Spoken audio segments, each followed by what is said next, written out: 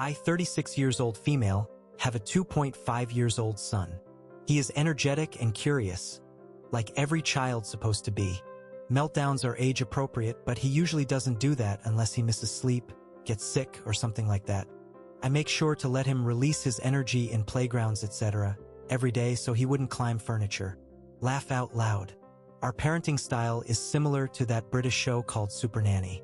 By that, I mean, for example, if you don't eat your vegetables, you won't get any desserts. No matter how much you cry, won't change that.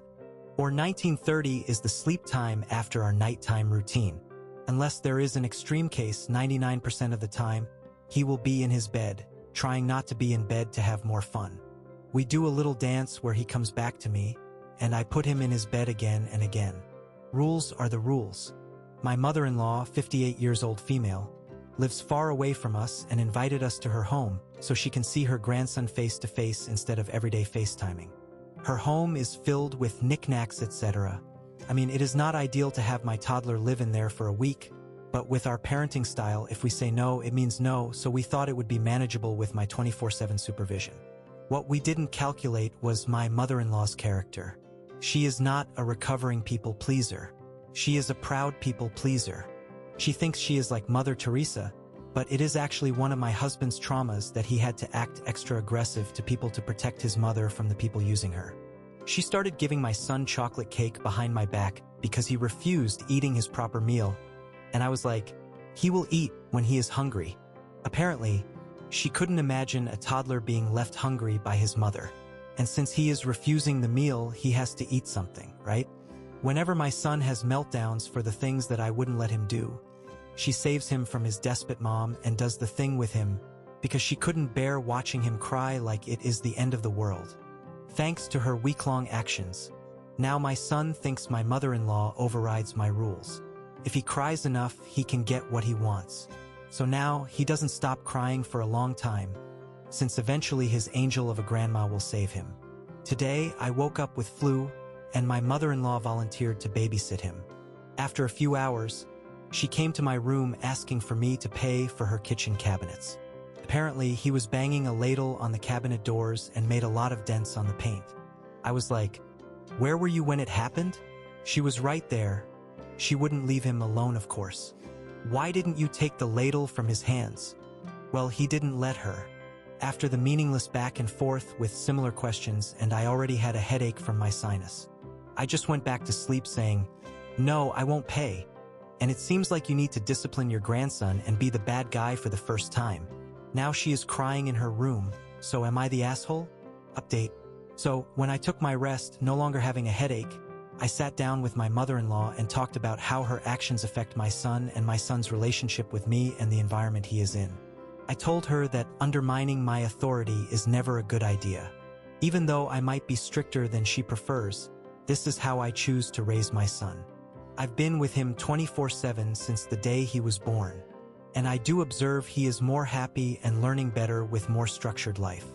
She tried to argue that she is a mom for 36 years and I am just a mom for 2.5 years.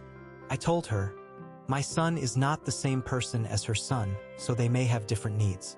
Plus, the time is different now. We grew up playing on the streets with our big cousins taking care of us, where a car barely passed by. Every neighbor knew us, and there was a "it takes a village" situation going on. On the other hand, my son doesn't have that "let him free, they grow themselves" kind of luxury. Well, since in her head, she is the best and nicest person around, she still tried to argue whatever she did was for the good of her grandson. It took for me to threaten her with letting my husband know about this and let him decide what to do going forward.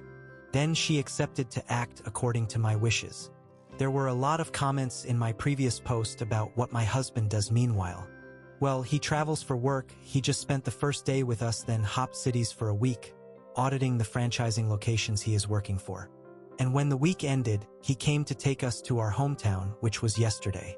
I try not to share every small disagreement with my husband, as he is always quick to action instead of thinking it through. While we have the same principles about life and we agree about almost everything, yet I think his execution of our same ideas needs some more grace, in my opinion. That was why my mother-in-law was afraid of his reaction to this situation. She knows for the fact he may decide not to show her grandson to her at all. At the end, she did do what I told her to, but still tried to make me the bad guy by saying, "Well, your mom told us not to do that," instead of saying, "It is a wrong thing to do."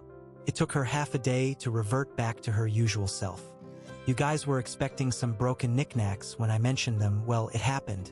Her fridge door is full of magnets that she collected around the world while traveling in her younger days.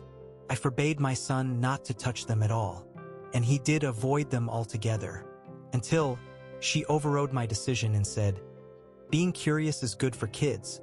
Let's look at them together and you can touch the plastic ones." My son, instantly being mesmerized by them, made them his life mission to explore every single one of them. He was now obsessed with them, and he slipped all day and found himself in front of the fridge every chance he got. He doesn't know the concept of plastic or not, and of course eventually dropped and broke one of the non-plastic ones. I am not paying that either. Laugh out loud. Karma, I guess. I am just glad he didn't break the heirloom crystal glassware that was showcased in a show cabinet. That would have broken my heart as a wannabe history geek. P.S. A few comments made fun of me referencing Super Nanny. I admit it was wrong of me to do that. I just wanted to paint a picture in your head about my parenting style. And I only watched 2 episodes and happened to agree with the methods used there.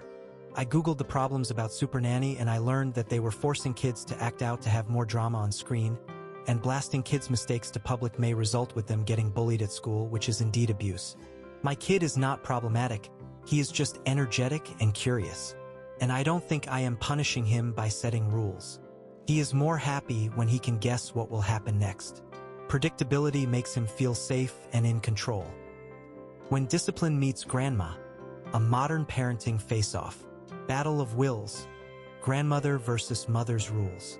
Super Nanny inspired mom clashes with Pleaser Grandma. A tale of parenting styles.